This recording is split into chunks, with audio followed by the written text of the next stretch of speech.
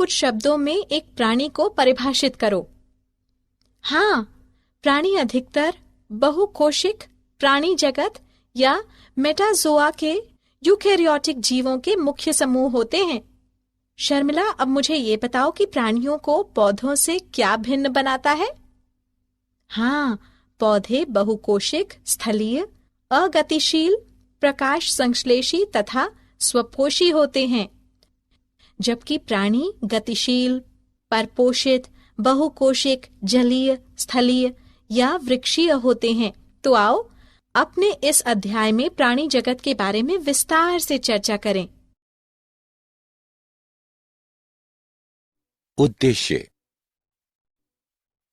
इस पाठ के अंत में आप निम्न करने में सक्षम हो जाएंगे: प्राणी क्या हैं, ये परिभाषित करना, विभिन्न प्रकार के प्राणियों के विषय में जानना, प्राणी जगत के विविध अभिलक्षणों को समझना, संगठन के विविध स्तरों के विषय में जानना, शरीर सम्मिति को समझना, द्विकोरिक तथा त्रिकोरिक संगठन को समझना, प्रागुहा के विषय में जानना, खंडी भवन को समझना,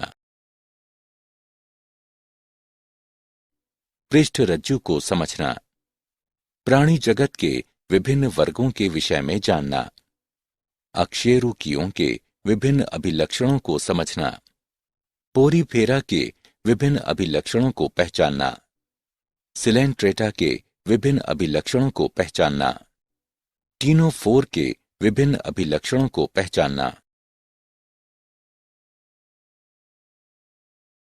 प्राणी जगत।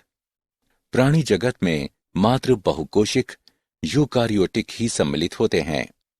व्हेल तथा विशालकाय स्क्विड स्थूलकाय तथा बहुकोशिक प्राणी हैं।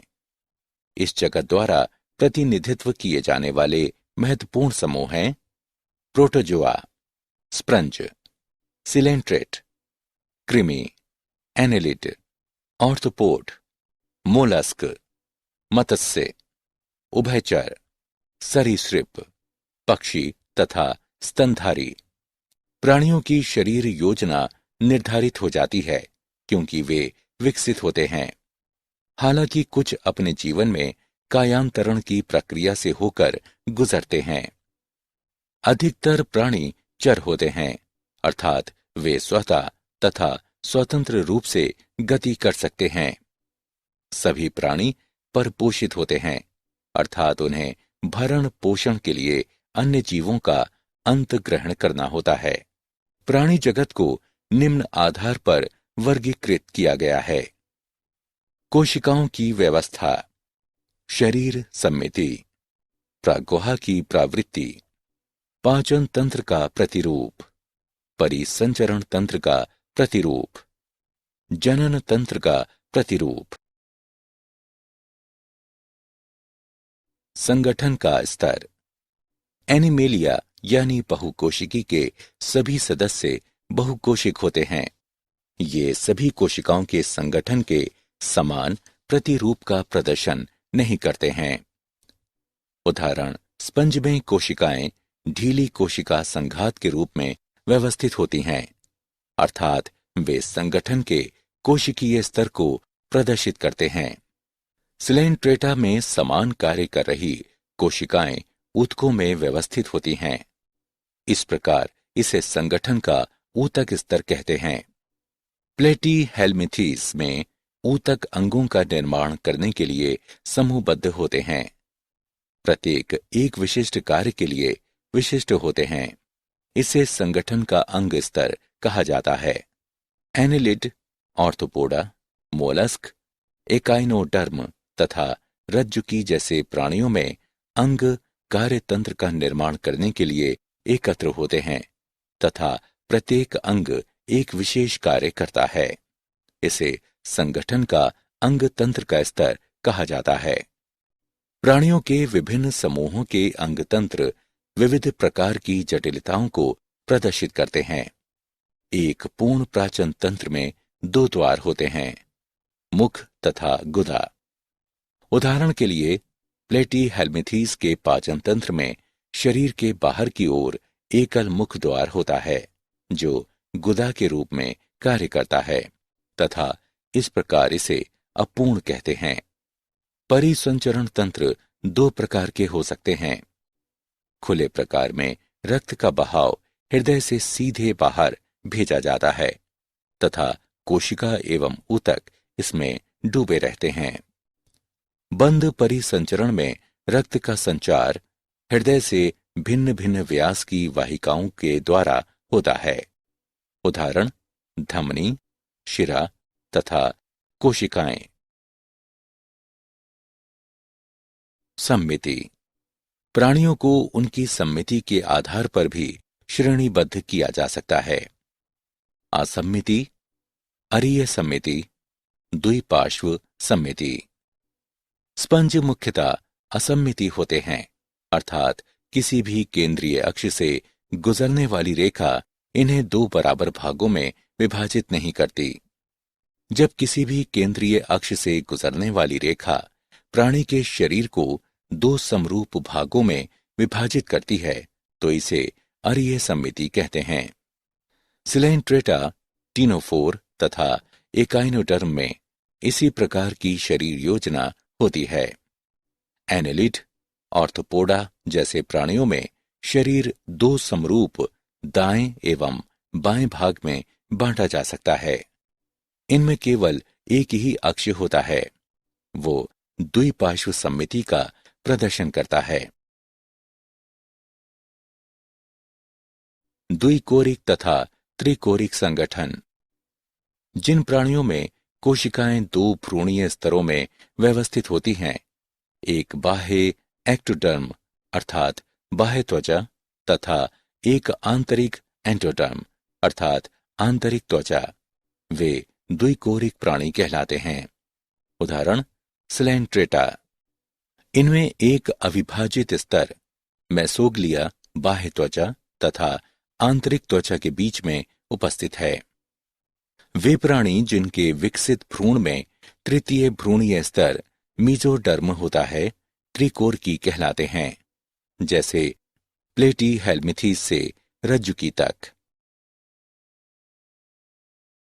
प्रागुहा यानी सीलोम। वर्गीकरण में शरीर भित्ति तथा आहार नाल के बीच में गुहा की उपस्थिति अथवा अनुपस्थिति वर्गीकरण का महत्वपूर्ण आधार है। मीजोडर्म मध्य त्वचा से आच्छादित शरीर गुहा को देह गुहा कहते हैं तथा इससे युक्त प्राणी को प्रागुही प्राणी कहते हैं। उदाहरण एनेलिड, मोलस्क, ऑर्थोपोडा, एकाइनोडर्म, हेमीवफॉर्डिड तथा कॉडेट। कुछ प्राणियों में ये गुहा मीसोडर्म से आच्छादित नहीं होती, बल्कि मध्य त्वचा यानी मीजोडर्म बाह्य त्वचा एवं अंतः त्वचा के बीच बिखरी हुई थैली के रूप में पाई जाती है। उन्हें कुटगुहिक कहते हैं, जैसे कि एस्केल्मिंथेस। जिन प्राणियों में शरीर गुहा अनुपस्थित होती है उन्हें अगुह्य कहते हैं, जैसे कि प्लेटीहेल्मिंथेस। खंडी भवन यानी सेगमेंटेशन। कुछ प्राणियों में शरीर बाह्य तथा आंतरिक दोनों ओर श्रेणीबद्ध खंडों में विभाजित होता है, जिनमें कुछ अंगों की क्रमिक पुनरावृत्ति होती है। उस प्रक्रिया को खंडी भवन कहते हैं। उदाहरण के लिए एक केचुए में शरीर का विखंडी खंडी भवन होता है और ये विखंडावस्था कहलाती है। पृष्ठरज्जु। पृष्ठरज्जु एक मध्य त्वचा से बनी शलाकारूपी संरचना होती है, जो कुछ प्राणियों में भ्रूणीय परिवर्धन विकास के समय पृष्ठ सतह में बनी होती है। पृष्ठरज्जु युक्त प्राणी को रज्जुकी यानी कॉडेट कहते हैं, जैसे यूरोकोर्डट्स, सेफर्लोडाटा। वे प्राणी जिनमें पृष्ठरज्जु नहीं होती है उन्हें अरज्जुकी यानी नॉन कॉडेट कहते हैं, जैसे पोरीफेरा से एकिनोडर्म तक। ये बाहरी स्रोतों से भोजन ग्रहण करते हैं। वो अपना भोजन निगलते हैं तथा भोजन को शरीर के अंदर पचाते हैं। प्राणी जगत का वर्गीकरण। प्राणी जगत का विभाजन दो मुख्य लक्षणों के आधार पर किया गया है, आकशेरुकी, कशेरुकी। आकशेरुकी वे प्राणी जिनमें मेरुदंड नहीं पाया जाता है। कशेरुकी वे प्राणी जिनमें मेरुदंड पाया जाता है। प्राणी जगत को मुख्य रूप से चित्र में दिए गए समान लक्षणों के आधार पर वर्गीकृत किया जाता है। प्राणी जगत 9 संघों में विभाजित है। पोरीफेरा, सिलेंट्रेटा, प्लेटीहेल्मिंथीज यानी चपटे कृमि, एस्केलमिंथीज यानी गोल कृमि, एनिलीडा, ऑर्थोपोडा, मोलस्क यानी कोमल शरीर वाले प्राणी, एकिनोडर्मेटा यानी शूलयुक्त प्राणी, कोडाटा यानी रज्जुकी। आकशेरुकी। जैसा हम पहले कह चुके हैं कि आकशेरुकी वो प्राणी होते हैं जिनमें मेरुदंड नहीं होता है। एक कड़ी बाहरी परत वाला कंकाल वह आच्छादन होता है जो शरीर की रक्षा करता है तथा उसे सहारा प्रदान करता है। कीटों तथा कुछ आकशेरुकियों में कंकाल पाया जाता है। प्राणी जगत में 97% प्राणी आकशेरुकी हैं। इनमें से कुछ तालाबों में, कुछ सागरों में तथा अन्य जलीय परिवेश में पाए जा सकते हैं। आकशेरुकियों के 6 समूह होते हैं। पोरीफेरा यानी स्पंज, सिलेंट्रेटा यानी नाइटेरिया, टिनोफोर यानी समुद्री वॉलनट, प्लेटीहेल्मिंथीज यानी चपटे कृमि, एस्केलमेंथीज यानी गोल कृमि, एनिलीडा यानी खंडी भवन वाले कृमि। पोरीफेरा।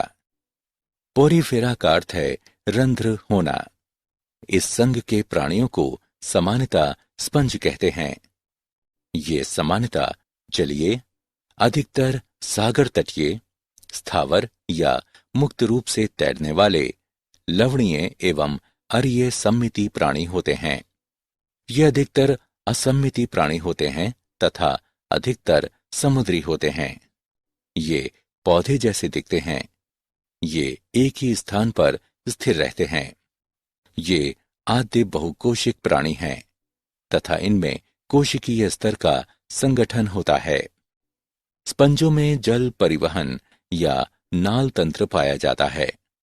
जल सूक्ष्म रंध्र ऑस्ट्रिया द्वारा शरीर की केंद्रीय स्पंज गुहा यानी स्पंजोशील में प्रवेश करता है तथा बड़े रंध्र ऑस्वुफलम द्वारा बाहर निकलता है।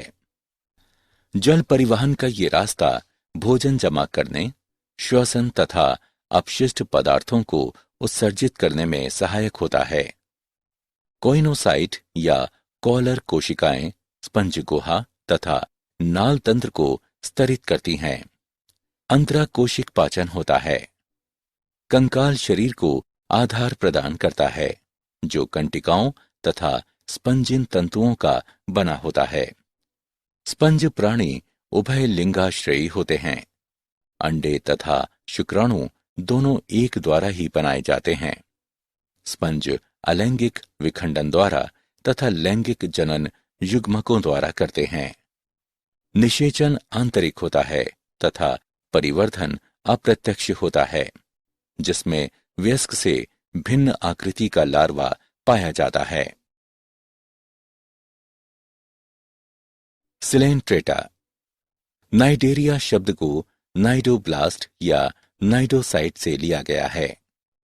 इन नाइडोब्लास्ट में दंश कोशिकाएं या निमेटोब्लास्ट स्पर्शक तथा शरीर पर उपस्थित होते हैं।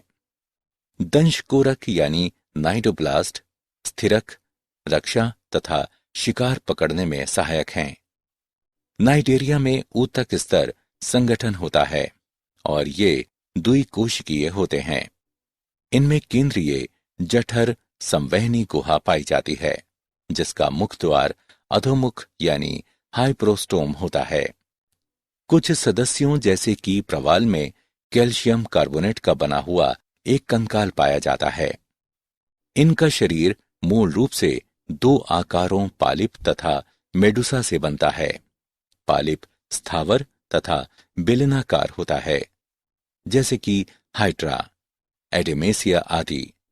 वहीं मेडुसा छतरी के आकार का तथा मुक्त प्रलावी होता है, जैसे ओरेलिया या जेलीफिश। ये नाइटेरिया, जिनमें दोनों पालिप तथा मेडुसा दोनों रूप में पाए जाते हैं, उनमें पीढ़ी एकांतरण होता है। जैसे ओबेलिया में पालिप अलैंगिक जनन द्वारा मेडुसा उत्पन्न करता है तथा मेडुसा लैंगिक जनन के द्वारा पालिप उत्पन्न करता है। उदाहरण फाइसेलिया यानी पुर्तगाली युद्ध मानव, एडमसिया यानी समुद्र एनिमोन, पेनाट्यूला यानी समुद्री पिच्छ, गोरगोनिया यानी समुद्री व्यंजन तथा मेंटरीना यानी ब्रेन कोरल। टीनोफोर सामान्यतः समुद्री अखरोट, सी वॉलनट या कंकाल जेली यानी कॉम जेली के नाम से प्रचलित टीनोफोर समुद्रवासी अरीय सम्मिति द्विकोरक जीव होते हैं तथा इनमें ऊतक श्रेणी का शरीर संगठन होता है। शरीर में 8 बाह्य प्रक्षमाभि कंकद पट्टिका होती है, जो चलन में सहायता करती है। पाचन अंतःकोशिक तथा अंतरकोशिक दोनों प्रकार का होता है। जीव संदीप्रित अर्थात प्राणी के द्वारा प्रकाश उत्सर्जन करना टीनोप्राफोर की मुख्य विशेषता है। नर एवं मादा अलग नहीं होते हैं। जनन केवल लैंगिक होता है। निषेचन बाह्य होता है तथा अप्रत्यक्ष परिवर्तन होता है, जिसमें लार्वा अवस्था नहीं होती। उदाहरण प्रालूरोब्रेकिया तथा टीनो प्रालानाथ। क्या आप जानते हैं H.W. विल्सन ने सन 1970 में स्पंज में जनन की तीव्र शक्ति की खोज की थी। रॉबर्ट ग्रांट ने पोरीफेरा शब्द का सृजन किया। ल्यूकार्ट ने सिलेंट्रेटा शब्द दिया। सिलेंट्रेटा को उनके नाइडोब्लास्ट की उपस्थिति की वजह से नाइटेरिया भी कहा जाता है। सारांश। आइए हमने जो कुछ सीखा है उसे संक्षेप में दोहराएं। आधारभूत विशेषताओं जैसे कि संगठन का स्तर, सम्मिति, कोशिका संगठन, प्रागुहा, खंडीभवन, पृष्ठरज्जु आदि हमें प्राणी जगत को वर्गीकृत करने में सक्षम करते हैं। कई अन्य विशेष अभिलक्षण हैं जो कि प्रत्येक संघ में बताए गए हैं। जल की सतह पर तैरने वाले प्राणियों या जीवों को प्रालवक कहते हैं। एनेलिडा तथा ऑर्थोपोडा के अतिरिक्त मध्यवयता कॉर्डेटा में भी पाई जाती है। संगठन के आधार पर प्राणियों को प्रोटाजोआ तथा मेटाजोआ में समूहबद्ध किया जाता है। जिन प्राणियों में सुस्पष्ट पाचन गुहिका होती है वे एंटरोजोआ में सम्मिलित होते हैं। एक प्रागुहा प्रालेटीहेल्मिथीस तथा नेमाटोडा से अनुपस्थित होती है। एक प्रागुहा एनेलिडा के विकास के चरण में सर्वप्रथम प्रदर्शित हुई थी। प्रागुहा मीसोटर्म द्वारा आच्छादित होती है। त्रिकोरिक प्राणियों के लिए शरीर गुहा को प्रागुहा कहा जाता है। ब्लास्टोकोल से उत्पन्न प्रागुहा को कूटगुहिक कहते हैं। कूटगुहिक के साथ वाले प्राणी समूह को एस्केल्मिथिस कहते हैं। प्रागुहा एस्टोडर्म तथा एंडोडर्म के मध्य गुहिका होती है तथा शरीर की भित्ति दोनों ही ओर से मीजोडर्म से आच्छादित होती है। मीजोडर्म के फैलने से उत्पन्न प्रागुहा को शिजोकोल कहते हैं। हेमकोल आर्थ्रोपोडा में उत्पन्न होता है। एक एंट्रोकोलोमेंट आकशेरुकी समूह को एकाइनोडर्माटा कहते हैं। प्रागोही प्राणी जहां ब्लास्टोपोर गुदा में परिवर्तित होता है वे ड्यूटोरेस्टोमेट होता है। अरीय समिति सिलेंट्रेटा तथा एकाइनोडर्माटा में उत्पन्न होती है। अरीय समिति बहुधा उन प्राणियों में परिलक्षित होती है जिनमें जीवजात स्थानबद्ध प्रवृत्ति के होते हैं। मध्य अवैता एनेलिडा का अभिलक्षण होता है। पोरीफेरा में वे बहुकोशिक प्राणी सम्मिलित होते हैं जो संगठन के कोशिक स्तर को प्रदर्शित करते हैं तथा जिनमें आद्य बहुकोशिक अभिलक्षण होते हैं।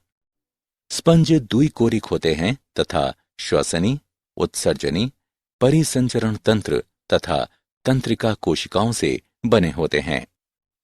स्पंज में नाल तंत्र पाया जाता है। एक स्पंज में सभी नालों के लिए एक सामान्य प्रकोष्ठ को जठराभ गुहा कहा जाता है। पोरीफेरा में सरलतम प्रकार का नाल तंत्र एस्कन प्रकार है। शरीर की मध्य त्वचा पोरीफेरा में मेसोग्लिया कहते हैं। पोरीफेरा का वर्गीकरण कंटिकाओं पर आधारित है। सिलेंट्रेटा में स्पर्शक तथा नाइडोप्लास्ट होते हैं। ये अधिकतर समुद्री स्थावर अथवा मुक्त तैरने वाले प्राणी होते हैं। नेमाटोसिस्ट स्थिरक, रक्षा तथा शिकार पकड़ने में सहायक होते हैं। वे स्पर्श से सक्रिय होते हैं। नेमाटोसिस्ट में उपस्थित विषैला द्रव्य हाइप्रोटॉक्सिन होता है। नेमाटोसिस्ट में हाइड्रा निष्कासन शिकार के संपर्क तथा छेद करने की प्रतिक्रिया के फलस्वरूप होता है। परिचय।